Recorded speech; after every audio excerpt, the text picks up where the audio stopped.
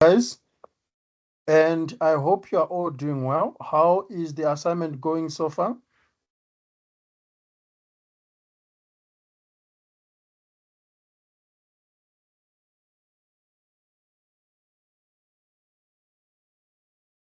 Not too Neo, you bad. scored more than 70 last time. Why are you crying now? No, To be honest, it's not just assignment, it's just like all the work in general, like not just for digital marketing. It's like a lot. Okay, so all of a sudden you are scarce. No one can find you. No, because I've been pushing. I've been pushing these assignments. Okay, all right. And Ntantla, you were saying something when I was talking to Neo. yeah, I agree with the same thing. It's not bad, but it's just too much. Hmm, It's a long assignment, to be honest. interesting. Okay. Carol, are you having that wine glass when doing assignments? I don't have a chance there. I can't.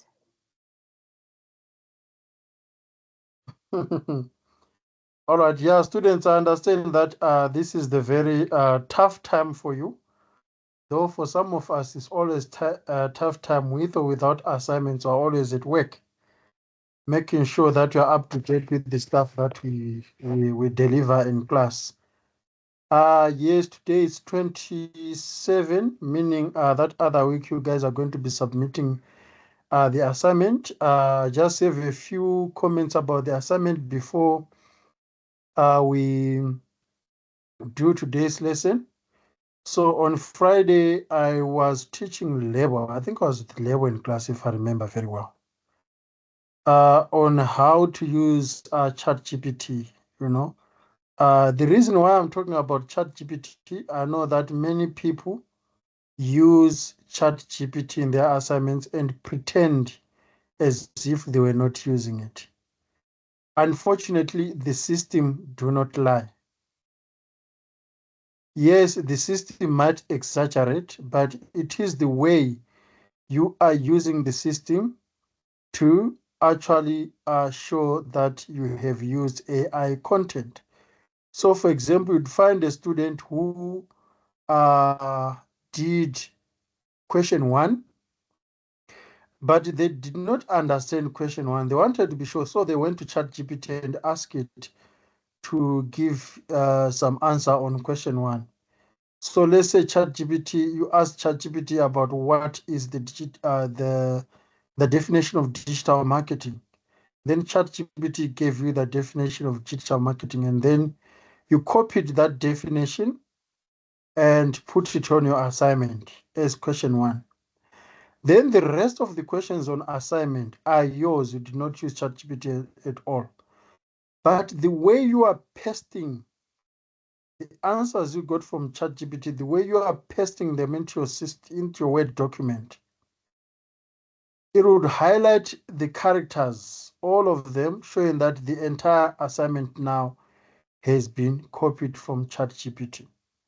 So that's why I always tell students that ChatGPT is like drinking alcohol. It's either you drink alcohol responsibly or you can not drink it at all. So if you know how to use ChatGPT, you can use it. Boston Media House has never discouraged students from using ChatGPT. The problems comes with you using ChatGPT responsibly. So most of you guys are not using ChatGPT responsibly. And at the moment, I would then encourage students not to use ChatGPT at all.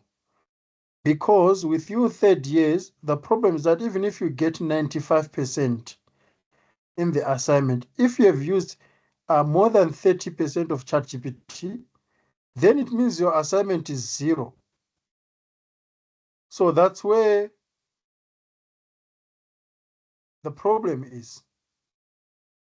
That you use ChatGPT and you get more than 30%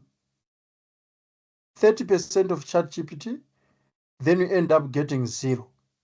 So guys, please, if you do not know how to use ChatGPT, stay away from ChatGPT. Otherwise, you're going to have to do SAP again.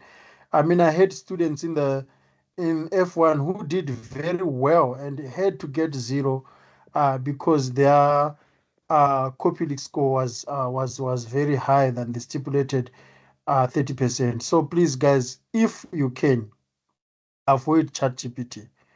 Otherwise, automatically you are going to get 0 because that 100% penalty simply means that you've got 0, because even if you get 100%, we penalize you with another 100%, making it 0. And it's not only ChatGPT, others are using DeepSeek, others are using Perplexity. Make sure, guys, that you use those AI tools responsibly. Are there any questions with regards to the assignment, especially ChatGPT?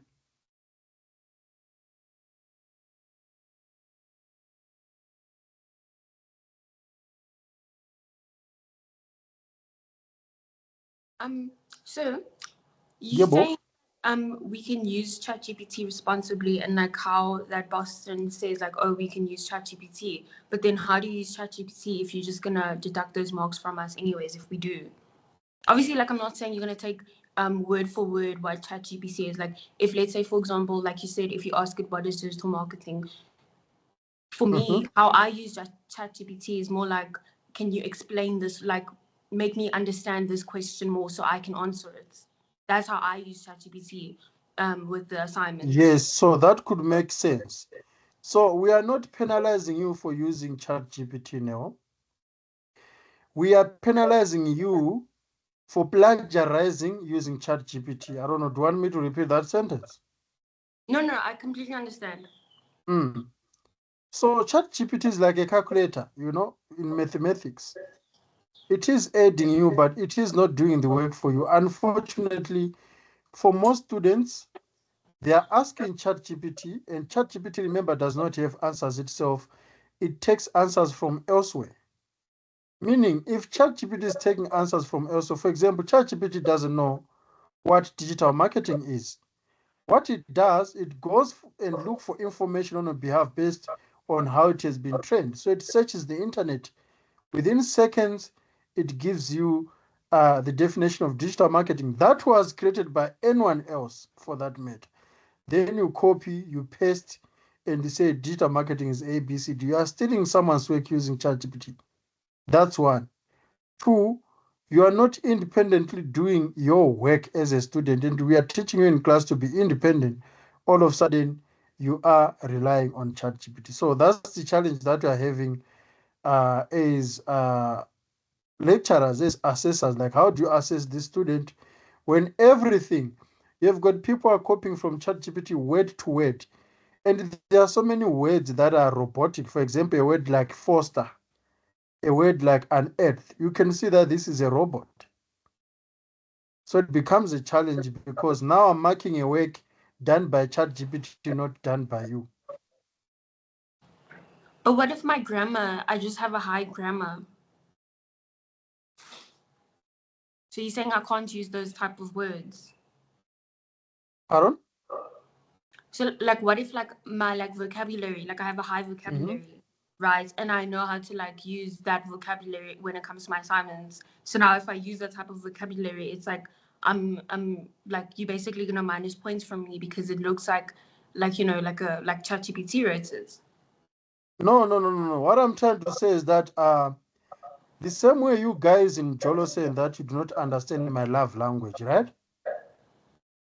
In each and every context, there's a language that we agree, within that set of knowledge. There is a digital marketing language that we speak in class that I would know. When I'm marking an assignment, I'll know that this is the digital marketing language.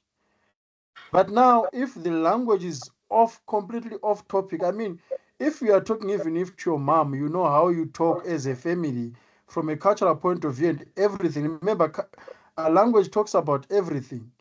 Compared to a language that is coming from a machine, I can tell that because a machine lacks context. A human being, you can actually say that, oh, this one is using the textbook. This is the kind of the language that you use in class. By the moment you are using ChatGPT, I can tell that this is mechanical language. I don't know how to put it. Yeah, no, I get you. Remember, ChatGPT won't know that you are in a digital marketing 3 class. It will give you an answer just like it is giving anybody, even someone who's in accounting and so forth.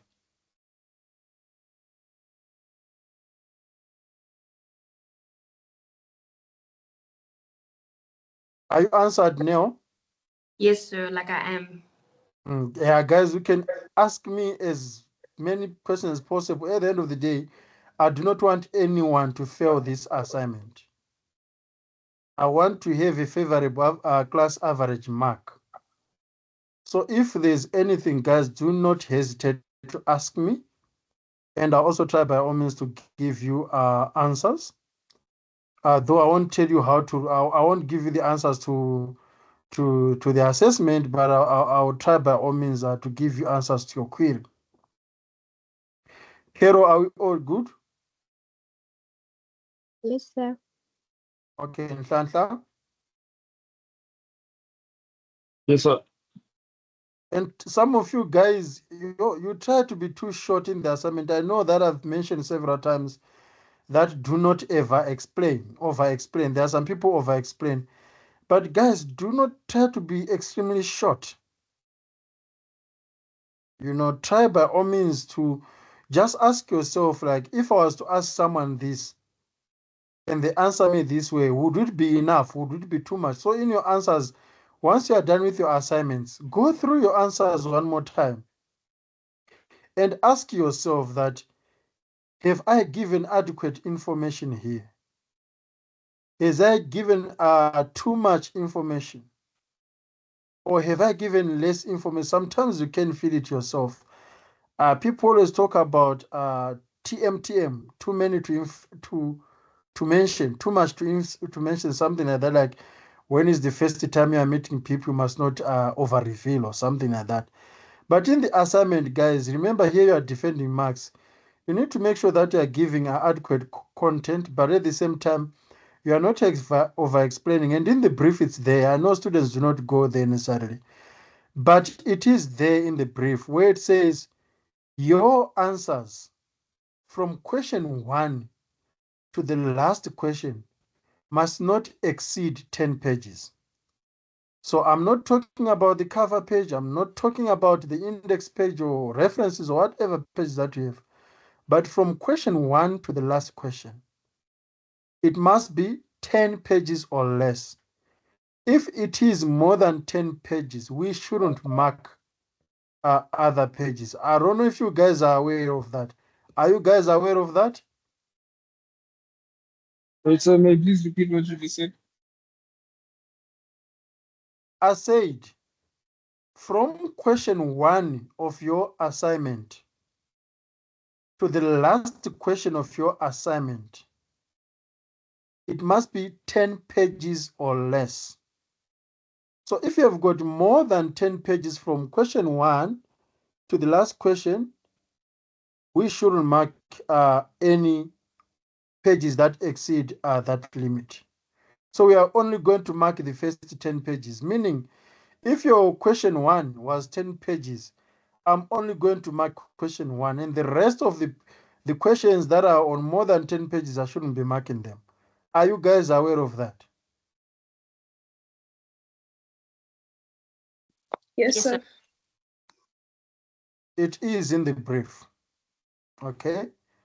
So make sure that you do not overtalk, and if you want to avoid especially breaking the English and using having grammar, you must make sure that you use tables. At least tables, they make you put precise information and avoid over explaining. Yes, Mponseng, and how are you? I'm good, sir, but can I ask, so what if like it okay, the last two, maybe like it exceeds with 2 sentences to make the page gore di be 11, like with just 2 sentences. Uh, Trust me, Mponseng, I'm also a human being. I've marked more assignments like that. If it's 12 pages, it's reasonable. But you've got students with 22 pages. I mean, come on, guys. Oh, okay. So I'm really not strict on the number of pages, but I'm also trying to tell you guys, Yes, 10, 11, 12, it's okay. But if it exceeds that, it becomes a lot. And the challenge that I'm getting with students, guys, I know you try to be smart, as in to be clean and hygienic, but you cannot have a question on a new page. That's the reason why some of you guys have got many pages. You've got question 1.1. It only covers a quarter of your page. You leave it there. You go to the next page and start question 2. You shouldn't do that. Your assignment must flow within question. Question 1.1, if it's finished at the half page, question 2 can even come there as long as you are numbering and spacing your work nicely. So you do not necessarily have to start a new question on a new page. The only thing that you can start on a new page is your reference list. So if you put a reference list within the answers, you get penalized on your referencing. Remember, normally you've got 5 marks for good referencing. Reference list starts on a new page, no matter what. The rest, it does not matter. Question 1 to question 5, it can be, you can continue from where you left the previous question, you press enter, you continue.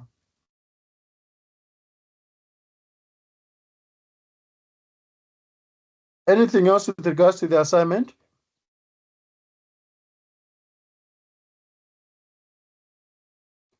Because I'm receiving many DMs on my WhatsApp, Like as per 2 hours. I mean, right now I'm just checking on my phone. I see there's a message. This one is digital marketing too. So if there are any questions, guys, it's now. At least here I can give you a detailed explanation than typing on WhatsApp. Lebo? I'm all good, sir. Okay. Neo? No, everything's all good. Are you sure? Yes, why wouldn't I be sure? Yeah, because if you fail, you want to fight with me. No, no, don't even say that. Always in a fighting mode. Me, no. Carol? I'm good, sir. All right. I wish you all the best, guys, with regards to the assignment. And please be sane. Try to have as much coffee as possible. Those Red Bulls, try to have as much as enough Red Bull as possible. But guys, stay sober and make sure that you understand what you are being required to answer. Because sometimes you take those enhancers, all of a sudden your mind is elsewhere.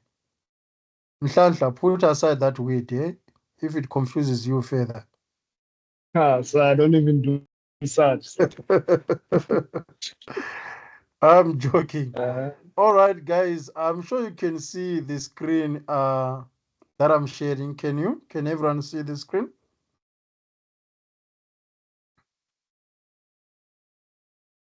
Nhlanhla, it was just a joke, I didn't say you do it. no problem. So I got the joke. Okay. Lebogang and Nhlanhla can see the screen. Yes, sir. Okay, perfect. So, guys, we are going to continue on what we have been doing, looking at customer relationship management, something that we always call it a CRM, because we know that managing a relationship is not an easy thing. If it was easy to manage a relationship, everyone would be happily married, those who are married. Everyone would be happily in a relationship, those who are in a relationship. But managing a relationship is never easy, especially that of a customer and a brand. It's not easy. We've seen it even in our families. Managing relationships is not easy. Some have got those aunties that are not even on good talking terms.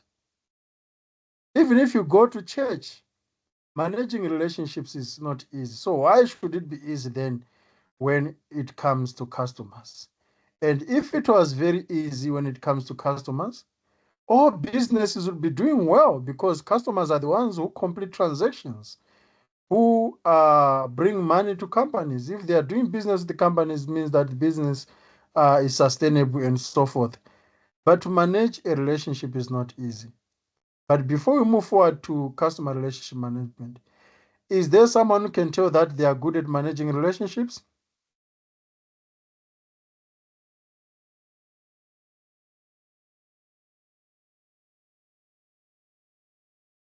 I am. Okay, how do you do it? I I I understand like different people have different boundaries, you know, and I also don't like when people cross my boundaries. So if I say to you, oh, you know, I'm uncomfortable that you did A, B, and C, I'm telling you, like I'm communicating that to you. Relationships, I feel like it all matters with like communications and boundaries. Mm. Okay, that's true. Communication is key. We have heard that several times. But unfortunately, there are people who do not respect boundaries either. You know, Yes, even if it's written danger, it's hot, they would like to touch that danger hot thing. I see Nhlanhla, your mic is on. Yes, I want to add a point. I think, okay, the reason why I believe I'm good at managing relationship is because I value what brings me and the second party together. So But we create, when I work with soon, if I heard very well in class.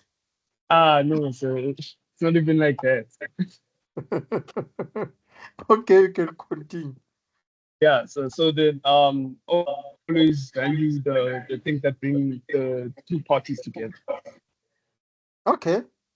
And then also one thing is also what another thing that people enjoy about a relationship is if you take like little remember little details about them. Like let's say for instance, their names, their birthdays, Mm-hmm. what they do for a living, and then also um just yeah, just those things. If you can just have those knowledge about them and also uplift them using those or talking up communicating those things that they like, the that can create a good relationship between two.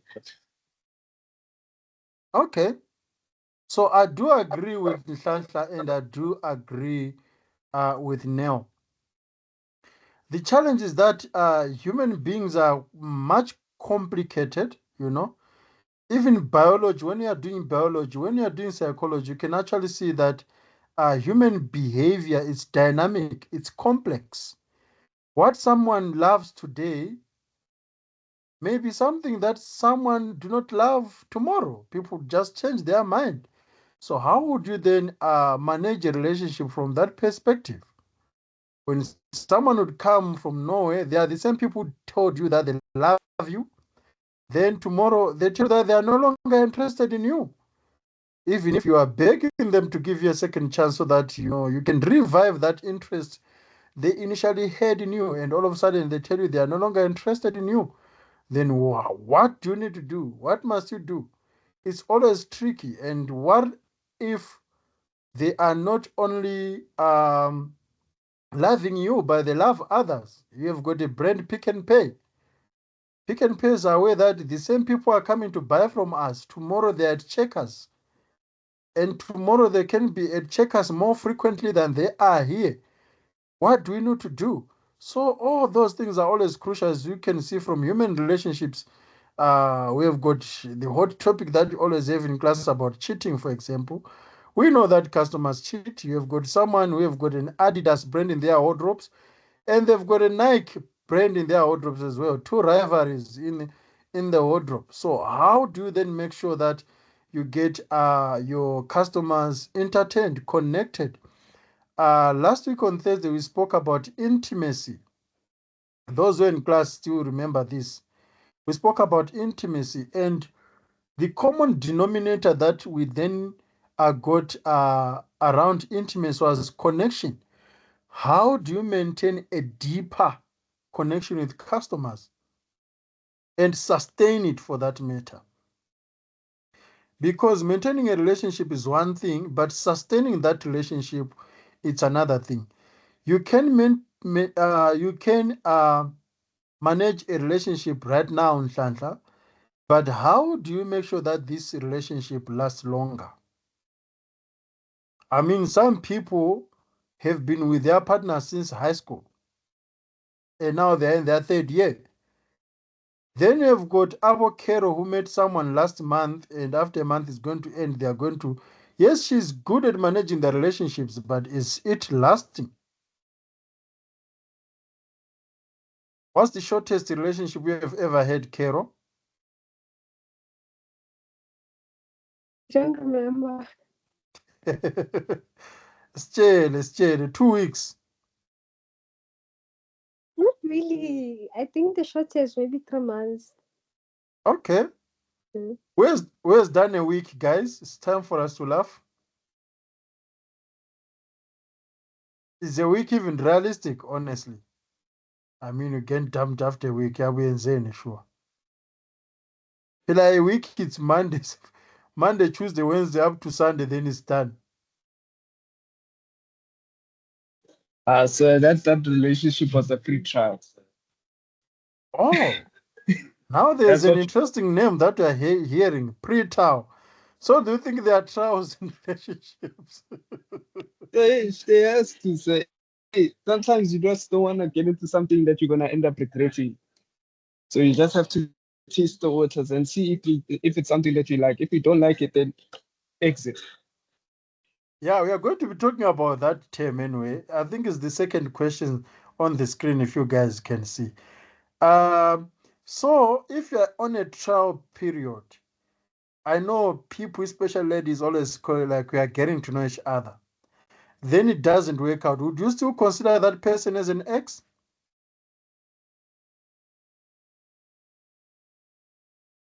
No, Ladies, I what do wouldn't you consider. think? Consequently, no. Why? But you were trying out things. There was a potential. So why can't you say it is an ex? So I don't think that a relationship was built on that. Maybe we might have common features here, but then a relationship was not built. Therefore, I don't believe it was you can consider as an ex. And what can you do during a trial? Honestly, do you go out on a date? Do you hug? Are there boundaries during a trial?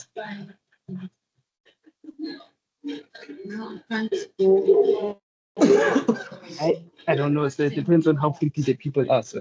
Tell us, Neo, the relationship queen.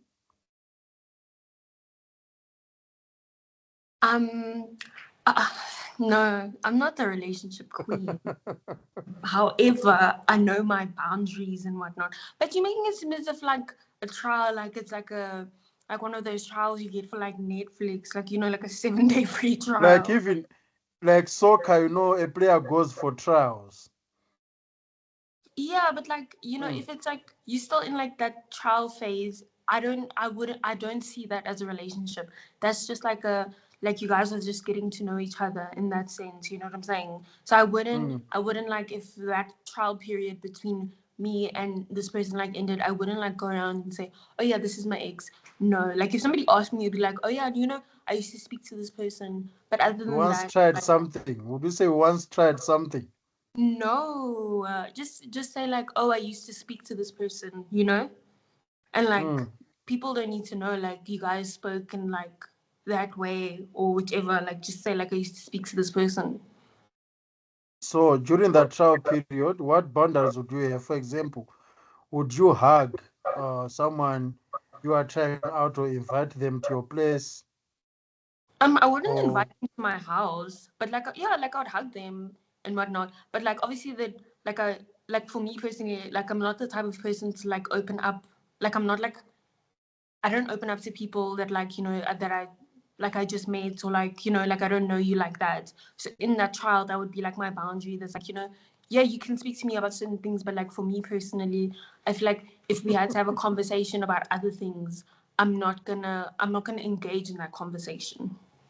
okay, all right. I see here from Ponseng. I get what you mean now. She's mentioning something very crucial. We are going to be discussing that anyway from a marketing point of view as well. So she said that, yes, say there are boundaries in a free trial. For example, in a free trial, you get to see, free things. But in order to get deeper to see more, you have to subscribe. Which is true, I've seen with some softwares that we use, for example, you can use the free basic stuff. But if you want to get deeper features, then, it also has to be deeper, which is crucial. So as part of our discussion, I'm going to look at window shopping. And I'm sure most of you guys are involved in window shopping. How often do you go out to the shops just to view, not buying anything?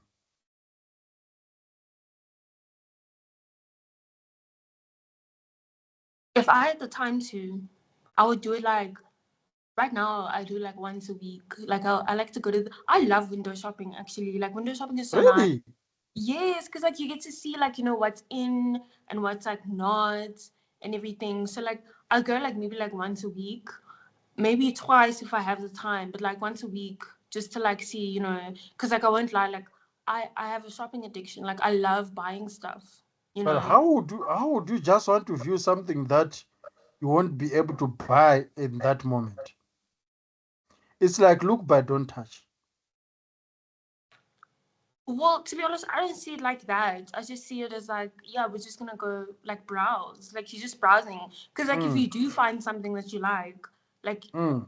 at the time, if you want to get it, you can get it. But like if let's say you don't have the budget for it right now, it's like, okay, maybe I can lay buy it or because a lot Mm-hmm. of shops are doing lay buys now. Very true. Mm-hmm. So do you also window shop online, guys? Yes. Going to take a lot knowing that very lapa, I'm not going to buy anything, but I'm going through the stuff.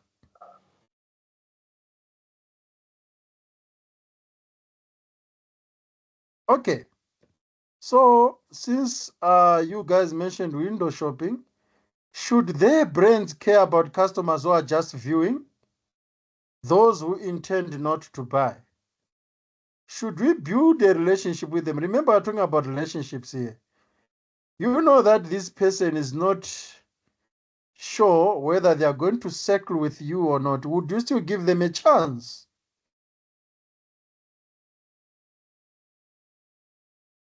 Yes, because they would like it would still be considered like a future customer. Mm, just like a future husband. Uh, Okay, let's hear others.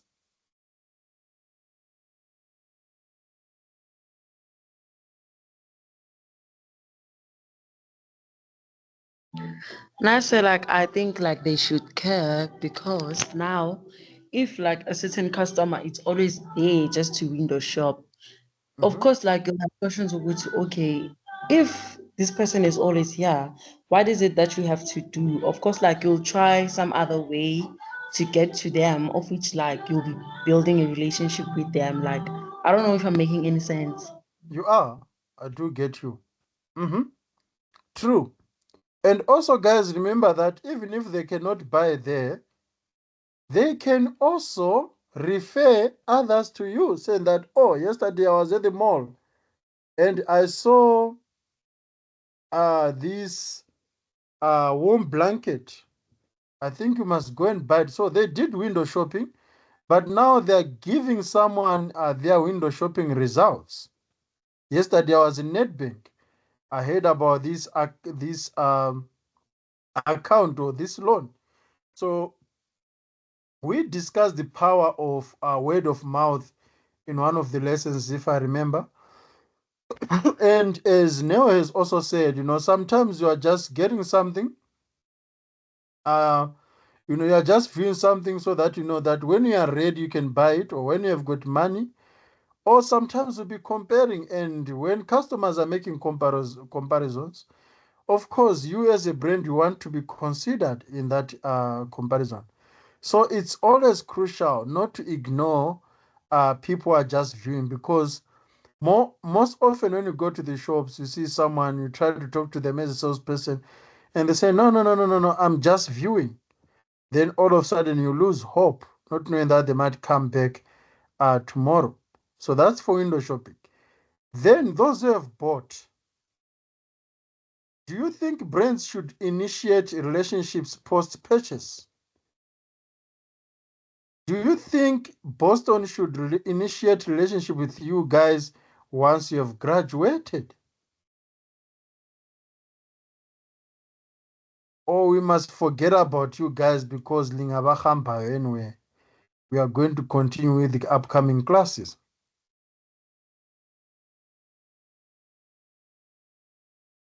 I think brands should, and most, like majority of brands already do, because like obviously like sometimes like when you buy something from them, they'll like want your details and then add you on like the email marketing and like SMS to tell you like, oh, we have a sale, or you know. So most brands do. And regarding like Boston, yeah, like I feel like they definitely should, because I could have like a cousin that's like interested, and you know I would be like, oh yeah, you should go to Boston. I go to Boston, and like they can even have like one of those alumni events and whatnot. That's very true. Why didn't you mention that you can have your kids next in future, then the kid is going to start at Boston? Because we're not thinking about children right now. Okay, I do hear you. Yeah, everything that you mentioned there does make sense. So that's why it is crucial. You cannot just diss customers just because they bought from you. Then you'll be like, oh, they are going to use it, especially these products that last longer.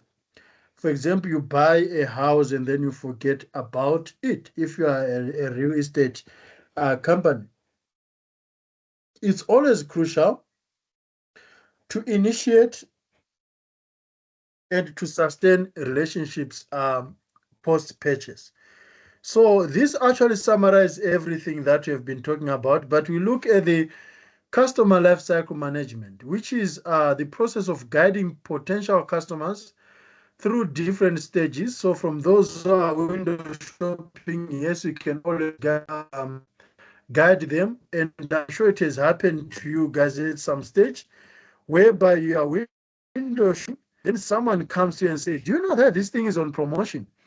You can actually get it for 50%. All of a sudden, you are no longer viewing, you've become a customer. Haven't you guys been in that situation? You did not plan to buy something, you're just watching, but you've been convinced to get it. Sometimes it was even out of your budget.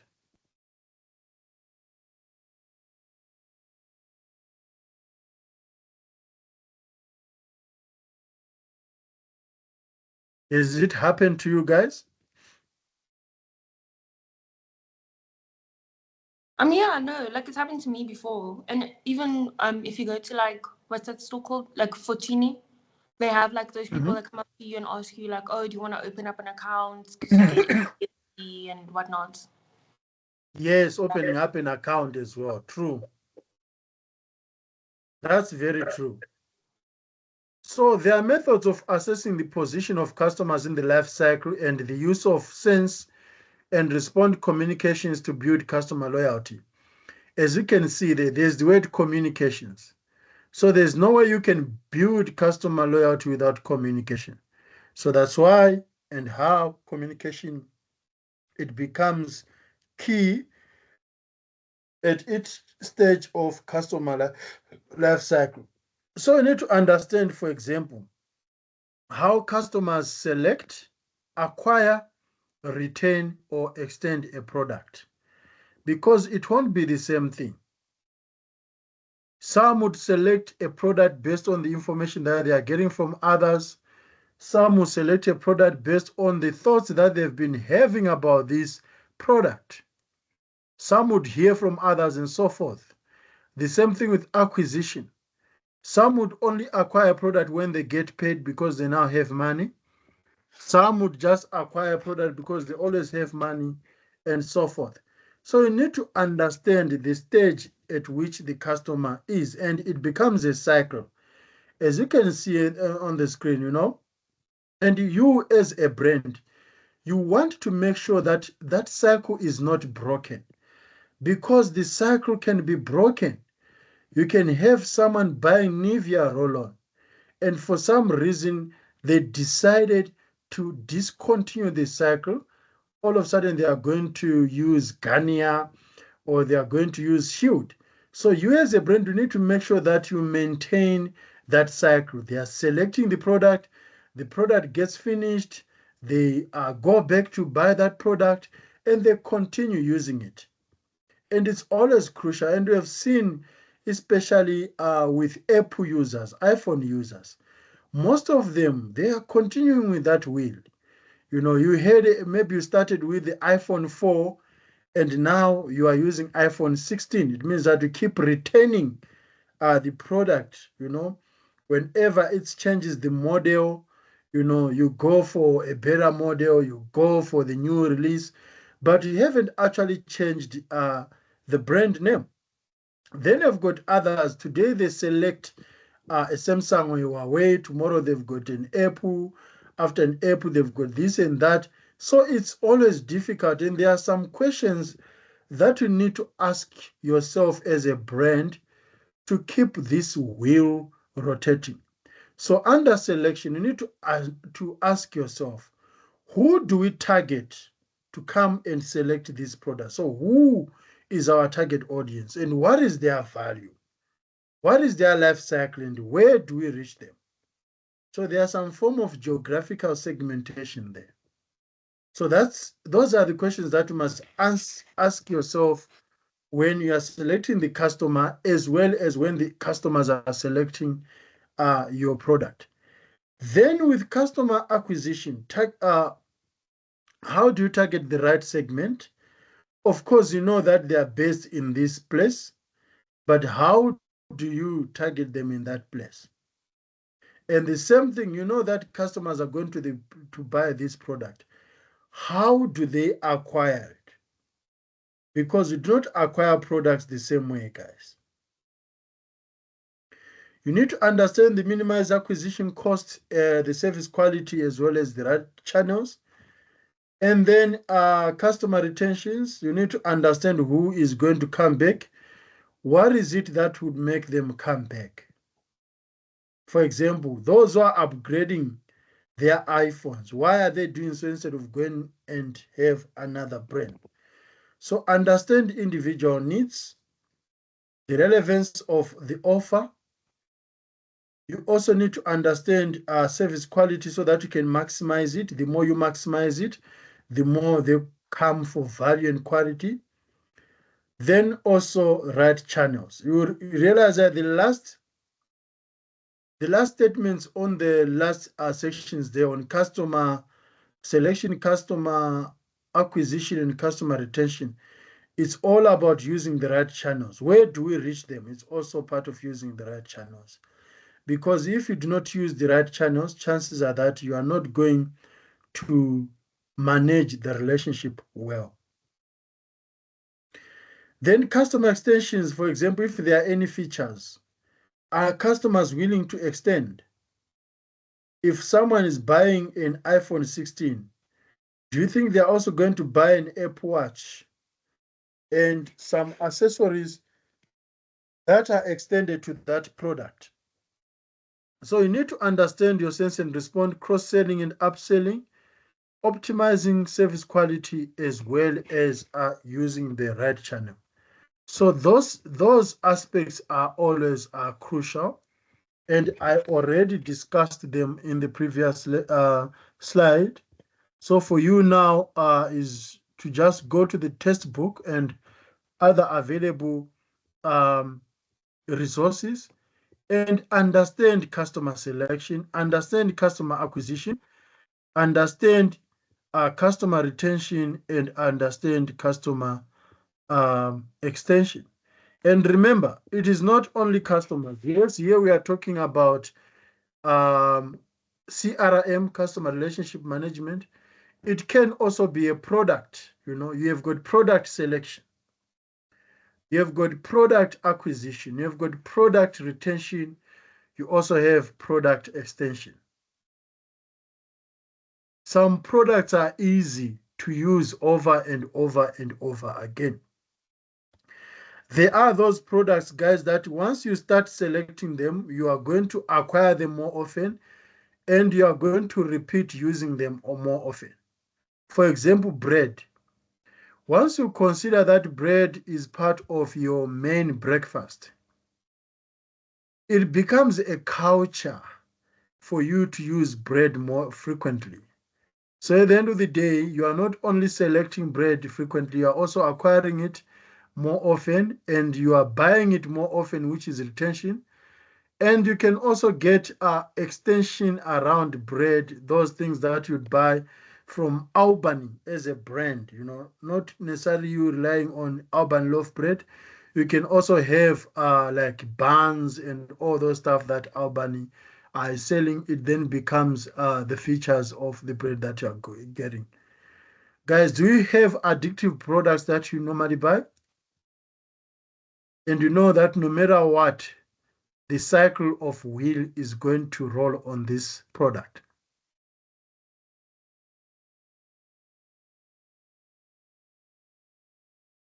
Some of them have already used more than 10 times this year.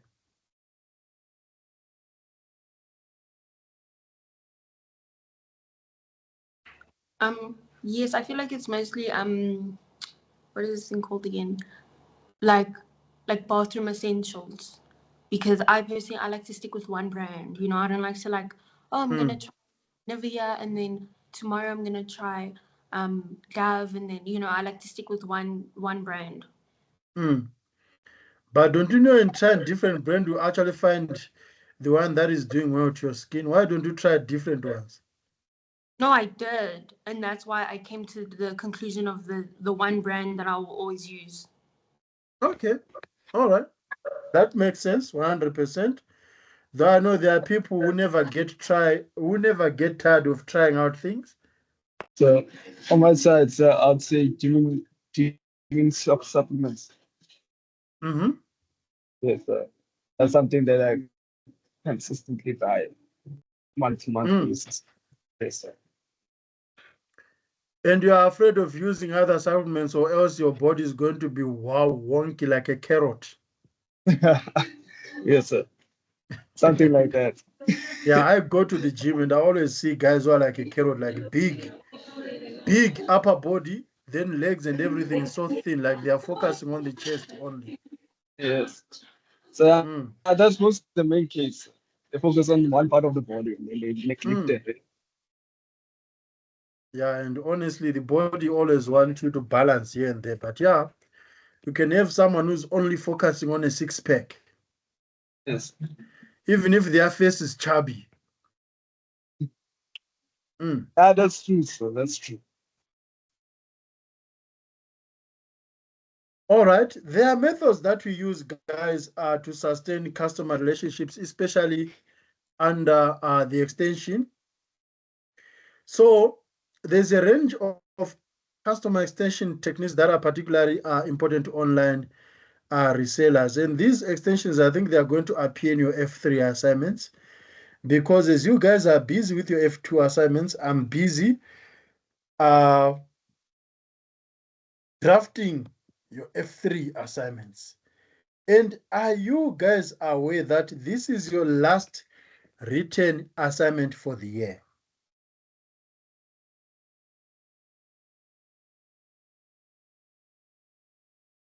Yes, sir. Perfect. At least Lebo is aware of that. Meaning, next semester, all your 4 assignments. The reason why I'm saying 4 assignments because they are supplements. So there are 2 assignments, but if you do a SEP, then it becomes 4.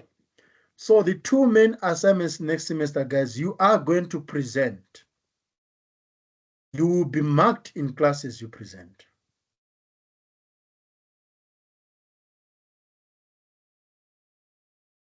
Are we good now? Yes, sir, we're all good. All of a sudden, I'm going to see all those faces that do not come to class. I mean, do you know, guys, that there are some people that I haven't met yet for this subject this year. Like, I've never seen their faces, but I marked for 33 students in this class.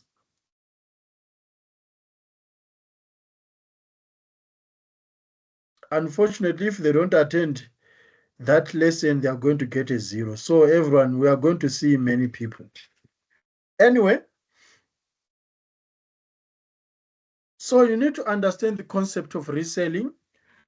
Reselling, of course, it's selling the similar products to existing customers, particularly, when you're selling to other organizations, which is a business to business, as rebuys or modified rebuys. So that's reselling. You are selling the same car model to someone, but because this one has got modification. For example, if it's a VW Polo, someone bought a VW Polo in 2004. Now you've got a 2024 model. You are reselling that. So it is the same product. This one might have been modified and so forth, but it is still the same, the same brand. Then you've got cross-selling, selling additional products which may be closely related to the original purchase, but not necessarily so. Then you've got upselling, which is a subset of cross-selling, but in this case, are selling more expensive products. There are people out there who do not want to buy cheap things, no matter how broke they are. So you must always have a Pro Max of that version. As you know, that a Pro Max version of an iPhone is the most expensive, right?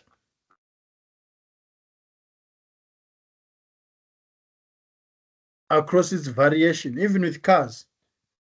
There's always that Pro Max version, like a trend line, for VW and so forth. Then, of course, they've got reactivation, customers who have not purchased for some time or for some reasons are ceased to purchase. Now you want them to restart, There are some brands who do so. Like after 2 years, they'll send you an email saying that we've realized that you haven't shopped with us for a while. We have got a 50% discount for you so that you can. So you are trying to revive a broken relationship there. I don't know if you guys have witnessed that. You have brands reached out to you after realizing some silence from you guys.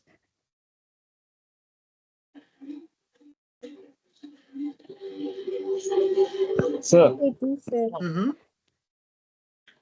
Okay, no, it's fine. We can. Kero said they do. Nhlanhla, what were you saying? Also, I want to say something that's kind of off topic. Let's hear the off-topic part, as long as it is not damaged goods. Okay, so do you know like processing the purchasing process of like trying to get something like a Ferrari, sir? A Ferrari, okay. Yes, sir. So then, in order to buy a brand new Ferrari, you have to be a former. You have to be in the database. You have to be. You have to already have owned a Ferrari. You have to be an existing customer. Is that what you mean?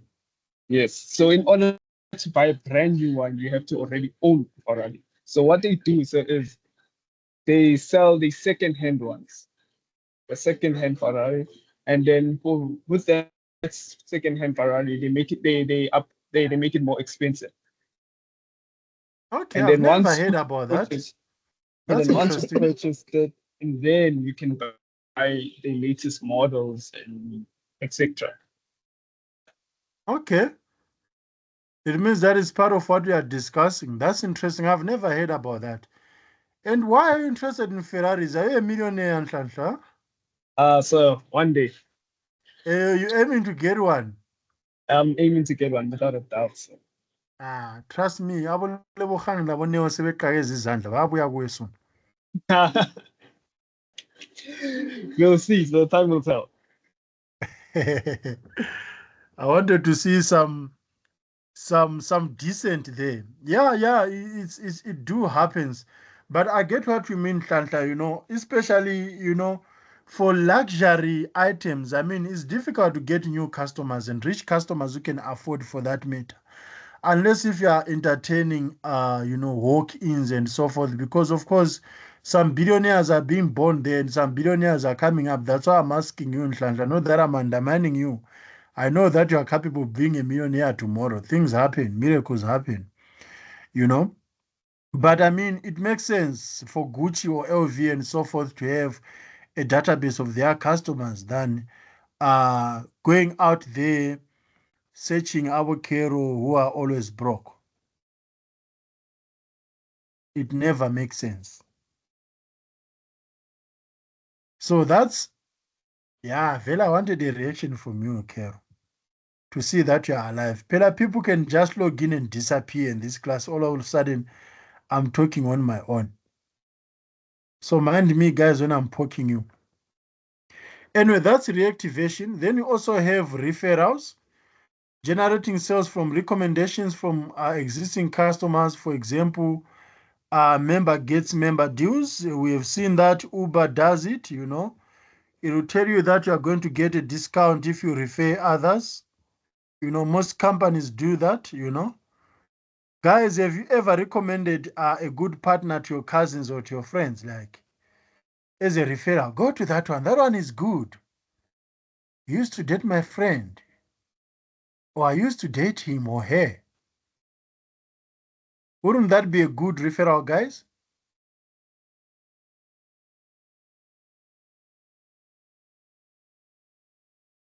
Shanta, let's hear you as gents. Do gents do referrals? Sir, I hardly do referrals. I hardly do referrals, so, to be honest. Okay. Because then Ladies? find that like maybe the relationship that me and this person have is okay, probably because there's intentions. But then now when I try giving a through ball and referring them to a potential partner, sir, it might be like a completely opposite thing, sir. And then that damages my credibility as a person. So then it's a risky one, sir. Okay, I do hear you. What about Abafaz? What are your thoughts, ladies? Me personally, I agree with what Nhlanhla saying, because it's like it it could damage like your reputation with this person, because then they're gonna make it seem as if like, oh, like if I refer you to this person and then if this person does you ugly, then it's like, girl, what are you thinking, you know? So I personally, I don't want to do it, and I wouldn't want anyone else to do it for me either.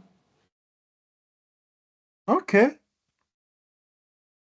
All right. I thought it would cement the relationship that I got someone from someone I know. Maybe that way they can respect my feelings, treat me with much respect because they did not want to disappoint Nhlanhla or they did not want to disappoint Neo because I got to know them through Neo or Nhlanhla. But I love the angle that you guys are bringing in, you know, which takes us back to marketing.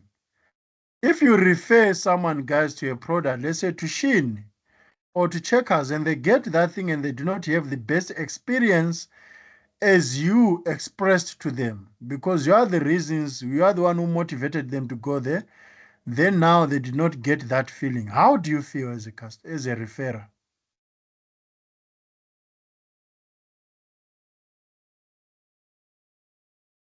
To be honest, I'd be thankful that it didn't happen to me.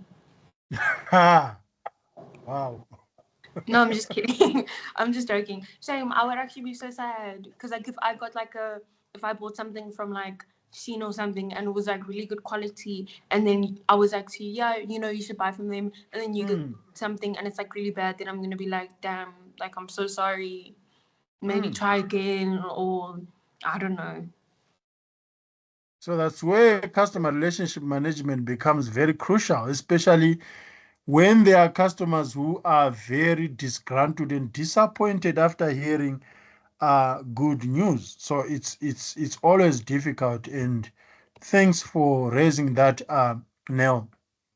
Then we've got this is very crucial. We've got the 5 eyes of achieving extensions.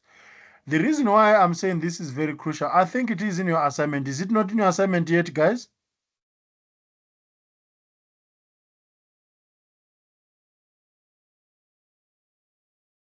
If it's not yet in your assignment, I haven't been to a brief for a while, then lucky you guys, but I can guarantee you it is going to be in your F3 assignment as well as F4 assignment, because the 5 eyes are very crucial when you are extending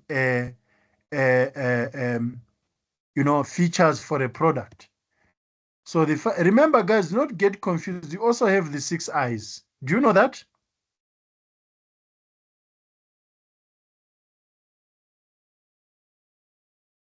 So we have got the 6 eyes of the benefits of digital media. So those are the 6 eyes as a benefit of digital media, that it's interactive, it can be individualized, and I see that there's also individualization and so forth. So guys, do not be confused. Here we are talking about the 5 eyes of customer extension.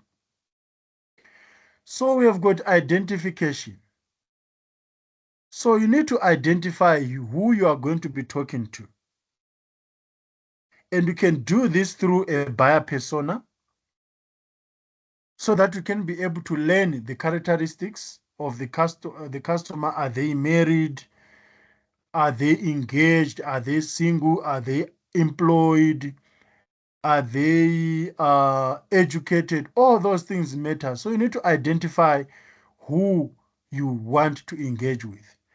Guys, why is marital status, being single and stuff, being crucial in customer decisions? Why does it have to bother brains to know whether someone is married or not? Is it necessary for brains to know that? Yeah, it's important, like for example, when you're buying a car and Mhm. if you're married, and I think if you're married in like community of property, then you need like both of the spouses to sign. And also like when it comes to like the hospital and stuff, like you can't just get a surgery, like a specific surgery, without like a signature from like your husband or whoever your spouse is. Okay. All right. So I think it's because single people and married people, they lead different lifestyles. And even the way their spending power is not the same. Like if I'm married, Mhm. there's certain things that I'm gonna get that I am most important. Then if I'm single, there's things that I'll just get because I want them. So yeah, I think it Okay. was that. All right. Anything else, guys? I can see that you guys are very brilliant. Please do your best in your assignment. I can see already that you are saying things that make sense here. That's very true. Both are Neo and Kero, and there are so many reasons. And you also need to think about how people live when they are single versus how people live when they are taken. I'm not talking about you guys who are fat and setting here, even though the living arrangements are near the same. But do you think you guys at some point, please, Nhlanhla Neo, don't misquote me. At some point, do you think that you guys are going to say, wait, I can't make this decision alone, I need to consult my partner? Yes, I do think so. That's interesting coming from you, honestly. Please don't start with me now. Yeah, I mean, guys, truth be told, there's no syllabus out there. There are people who are still married and would like to make decisions on their own. I don't know if you guys know that. Yes, but there are certain decisions like you can't make on your own. Like if you are like if you Same have a thing, the spouse. car that you mentioned, Neo. There's someone who's buying the car without consulting their partner out there. Exactly. And it's also even when it comes to buying a house. Like I said Mm, before, if you're married in community of property, you can't buy that house unless you have like your spouse's signature on that paper, you know? mm. Yeah, that's true. I do get you. So know those things, guys, before you get married, eh? Some of your decisions are also going to be get crushed. All of a sudden, your decision do not matter anymore. You need to say yes, daddy, then you move on. The Bible says women must be obedient. I can see the face of your facial expression, Carol, wherever you are.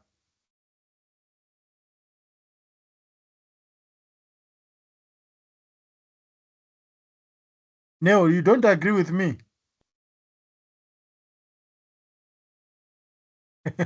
No, I don't. I don't agree with you. So you mean you don't agree with the Bible then if you do not agree with me? Yeah, you just said that women. You said that the Bible says that women must be basically subservient to their husbands. No, no. I'm my own person, and he's his own person.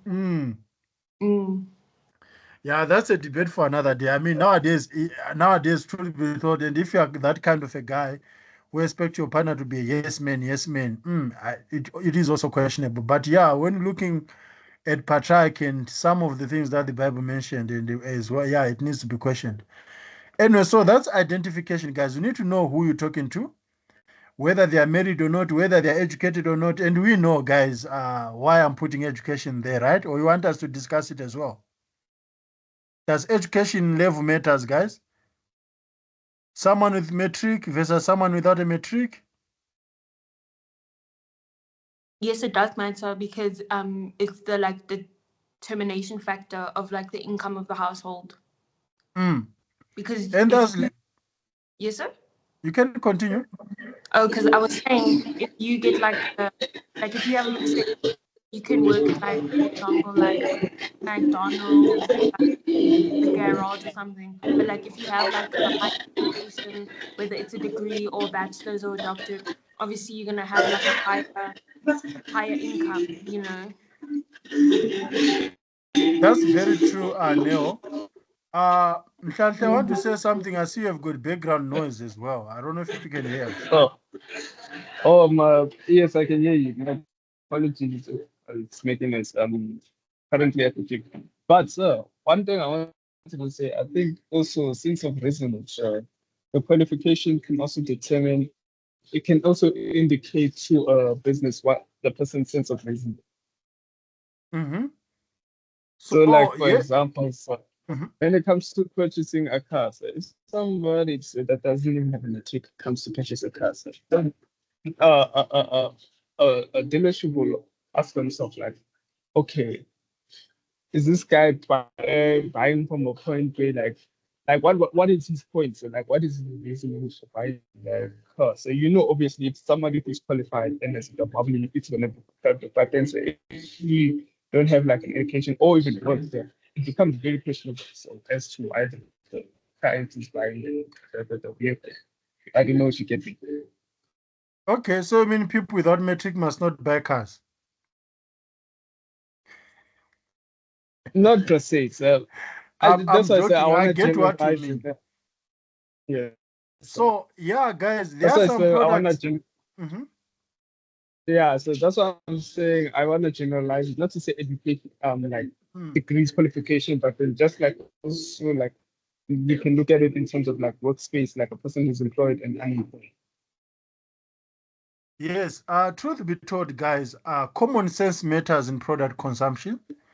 So, and that common sense can then be determined by someone's, academic levels. You can tell, for example, some people do not read, what I would call your terms and conditions, for example. Some wouldn't understand because they lack that comprehension, and so, and not necessarily education. You can also put literacy because there are some people who cannot read or write. Not that they are stupid, but because they did not go to school. You need to school them first before selling them a product. You need to take them to class before they can use a product because they lack that, apprehension, if I put it that way. And also, yes, as Nell said, you know, academic level to some extent also, determine the proof of funds that you have. I know that nowadays can be questionable because there are so many people who are not educated out there who are making it. Think about it, being a content creator does not require you to be educated really, but people are generating more income and they can actually give you the proof that they are making it. Some people, you do not need a metric to be on OnlyFans. They are actually making it. But when you are negotiating, remember some product consumption also require contracts. We spoke about buying a house, for example. That's not an easy thing. People must understand the rates, the municipal rates, and so forth about that house, the property valuation, and if they did not go to school, and sometimes not necessarily not going to school, it also has something to do with your industry. For example, I myself buying a property, a house. I come from digital marketing. It means that I do not have knowledge on properties because it's not my field. I would expect those people to educate me before I buy a product. Educate me, tell me the basic things about these things. So, yes, education matters, guys. And as Neo said earlier on, that it can also determine the household income. Some of you, if your breadwinners do not get paid, you won't be able to fill KFC, eh? Right?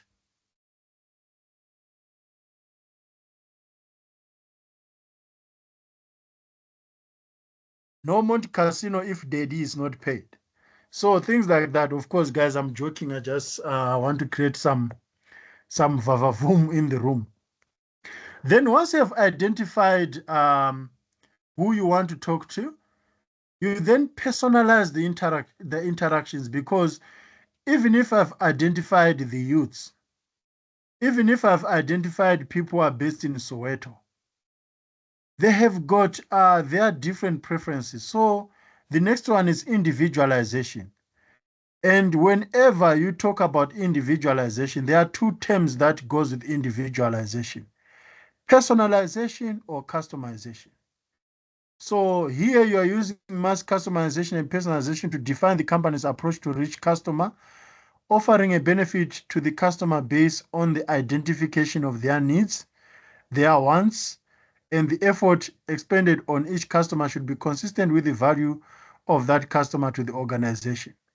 Then once you have identified your customer and you've individualized their needs, you then interact with them. So the third one is interaction. So here you can have continued dialogue to understand both their needs and their values, their budgets, and so forth, their academic levels. You can understand that through interaction. If you do not interact with them, how would you know that they lack this or that?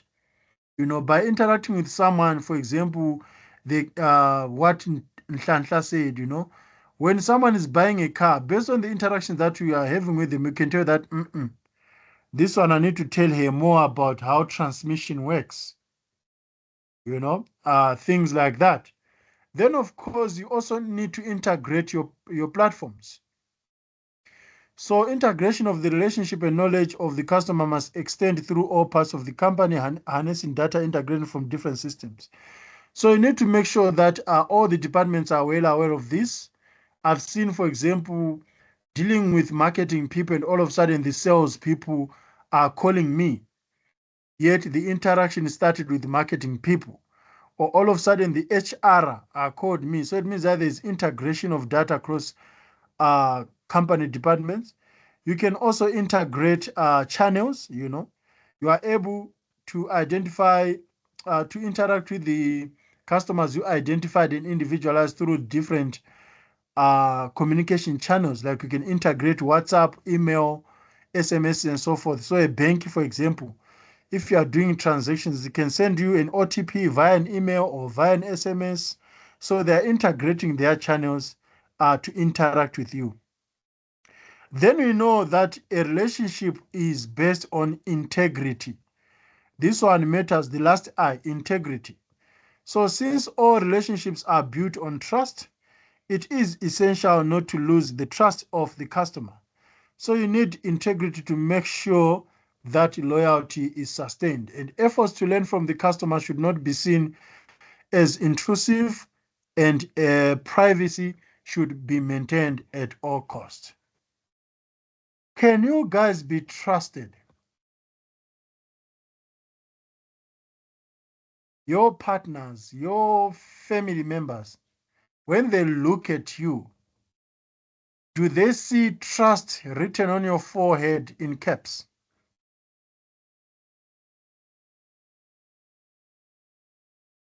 Yes, sir.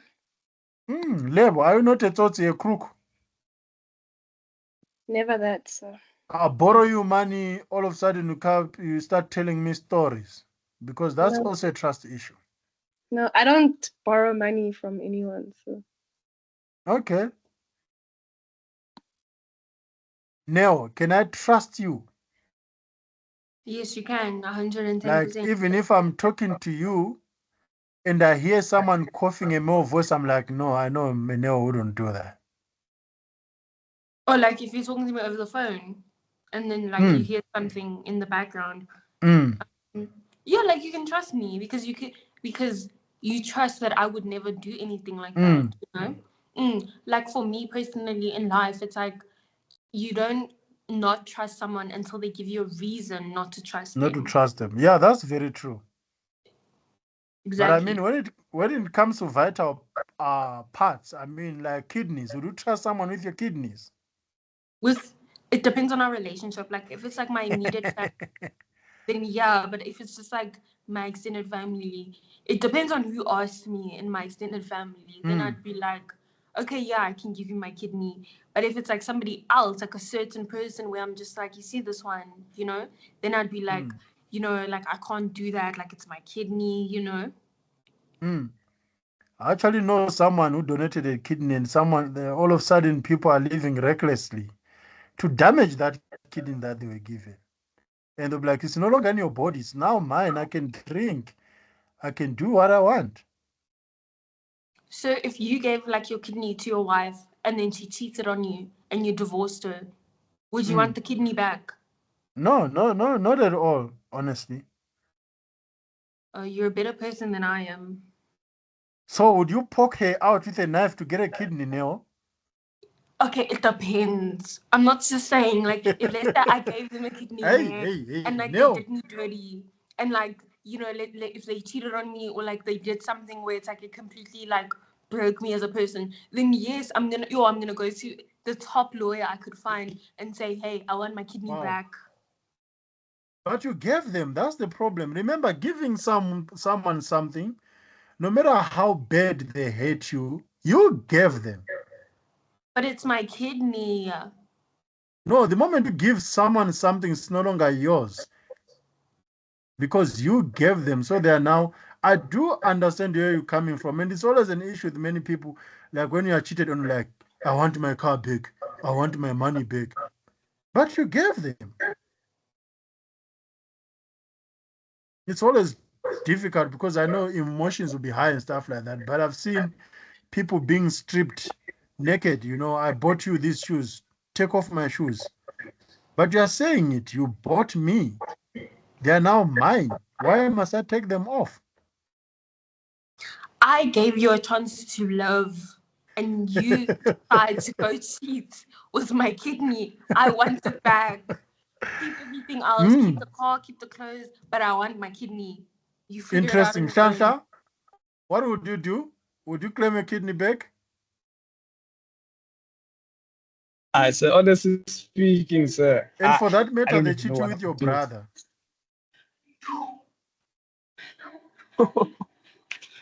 I know even in my wildest dream that would never happen. And all of a But sudden, yo, you see her coming to see your brother flaunting and breathing in with your kidney. so me personally, I'll take it out myself. Me myself, I'll take it out. Yeah, I know, Don't need to guys. visit the doctor. Life can be cruel out there. I do know that. Very cruel. I mean, I've come across the most cruel things out there. I mean, there's something that I came across on YouTube, for example. I think I will share it in the WhatsApp group if I do not forget. You know, there's this guy who was working with his wife. I'm talking about older people old enough to be our parents. He was working with his wife in the same workplace. Then his wife had like some haters. So there's someone who hates his wife and put some stolen thing into his wife's bag. So someone wanted to set up his wife, you know, and the guy saw it, you know, but it was too late for him to take it and throw it away. Instead, he took it, and when the security came, they found it in his hands meaning that it appeared as if he is the one who stole it. So literally, he went to jail for his wife. He was sentenced to 10 years in prison. I don't know how many years, but he went to jail for 10 years. And while he was in jail, his wife moved on with another man in his house. Now he comes back from prison 10 years later, and the wife says that she has moved on. He needs to move on and he must not move in this house because there's no way she is going to chase that other man from that house because that house, that's where their kids are. So it's either he needs to move out and start over, or else he's going to see them every day in his house. They are married and she has got 50% of that house. So she's actually using her 50%. The other 50% is for the kids.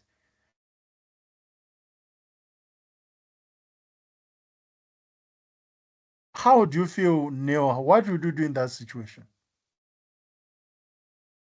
If I was in a situation that like I took the fall and I went to prison and then now there's another person living in my house.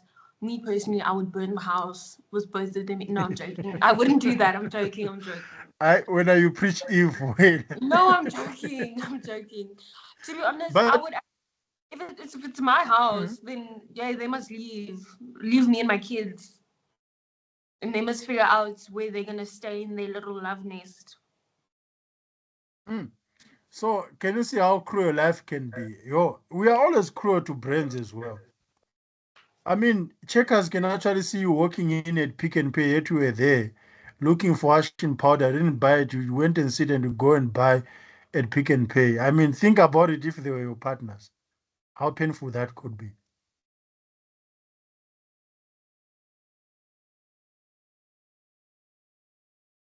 Anyway, those are the 5 eyes, guys, of customer extension. Are there any questions?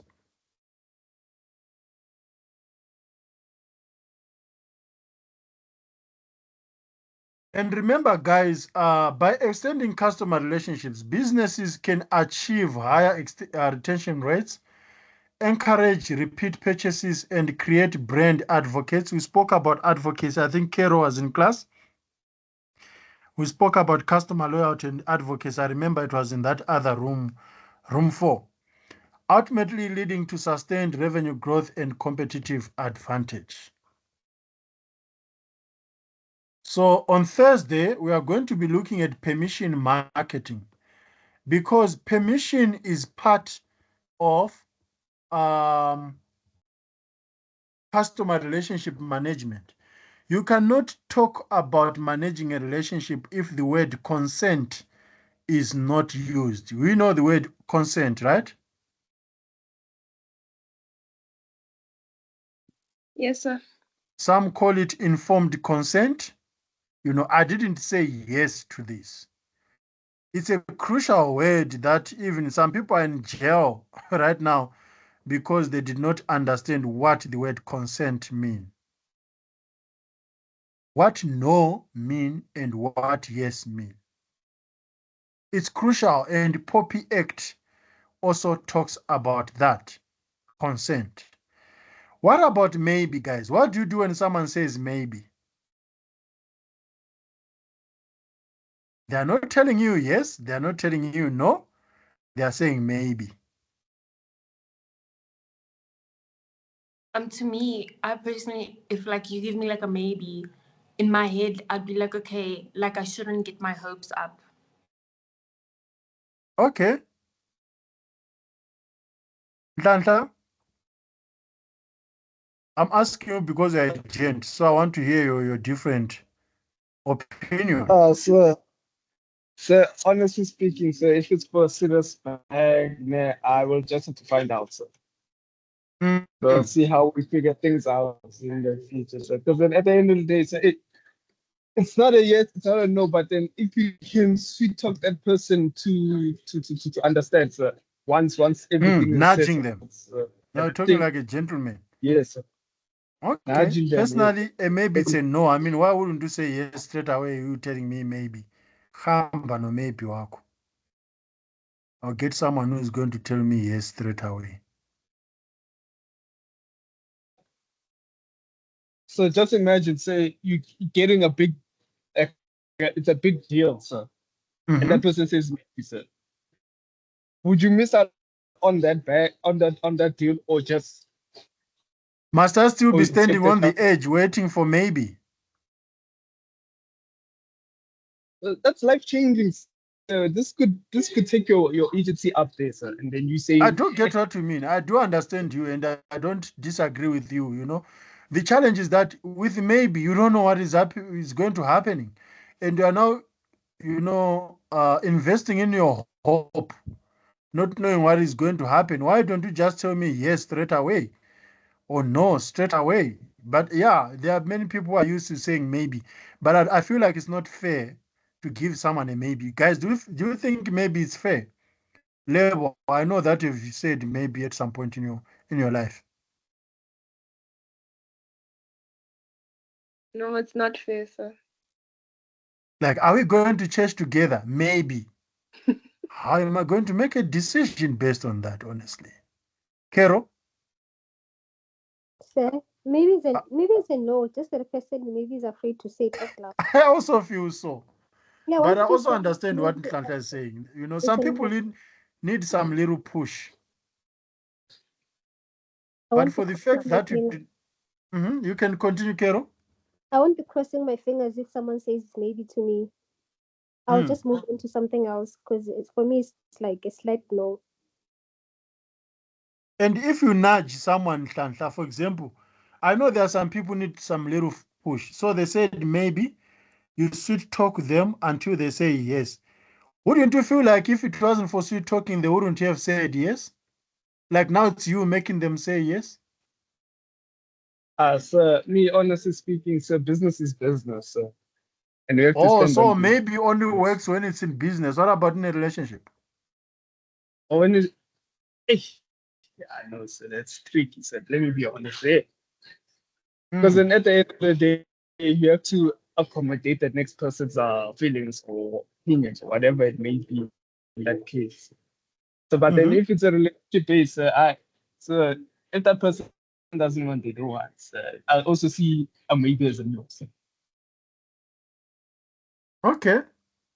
And what about those who say yes or no?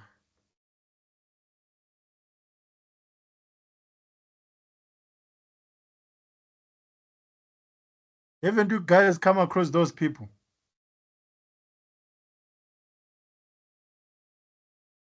So what do I they have say? some. Those who say yes or no. Oh. Do you want me? Oh, yes or no? You see, the thing is, Nair, I feel like those people are stupid, right? Because it's either a yes or a no. Like you can't give them the option, like you yourself have to know if it's a yes or no. Sometimes you'll be afraid to say no to a person, Neo. You'll be afraid. I mean, it'll be difficult for you to say no, but it's also difficult for you to say yes. Yes, that is true. But like we're all grown up. We all have to, put our foot down every like Hmm. now and again. And if Very this true. thing, yeah, so you must Fem. be, yeah, it's a yes or a no. Like don't even the maybe thing. You see, like maybe is also like don't get your hopes up because this might be a no. It's more likely that it's a no than it is a yes. Hmm.